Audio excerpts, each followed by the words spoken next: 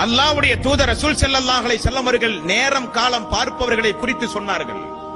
இந்த நாள் சரியில்லை, அந்த நாள் சரியில்லை, இந்த நேரம் சரியில்லை, அந்த நேரம் சரியில்லை, இந்த மாதம் சரியில்லை, அந்த மாதம் சரியில்லை என்று. கால நேரத்தை எவன் குறை கூறுகிறானோ அவன் அல்லாஹுவை நோவினை செய்கிறான். ஆதமுடைய மகன் காலத்தை குறை கூறுவதன் மூலம் என்னை நோவினை செய்கிறான். அல்லாஹ் சொல்வதாக நபிகள் நாயகம் ஸல்லல்லாஹு அலைஹி வஸல்லம் அவர்கள் சொன்னார்கள். காலம் என்பது என்னுடையது, நானே காலத்தை இயக்குகிறேன். அல்லாஹ் சொல்வதாக ரசூல் ஸல்லல்லாஹு அலைஹி வஸல்லம் அவர்கள் சொன்னார்கள். காலத்தையும் நேரத்தையும் நாளையும் வாரத்தையும் மாதத்தையும் வருடத்தையும் தீர்மானிப்பவன் அல்லாஹ். அவன் சொல்லுகிறபடி அவன் இயக்குகிறபடி தான் இந்த உலகத்தில் ஒவ்வொரு உயிர் ஜீவராசியும் இயங்கியாக வேண்டும். அவனை மீறி இந்த உலகத்தில் எந்த உயிர் ஜீவராசியும் இயங்கவே முடியாது.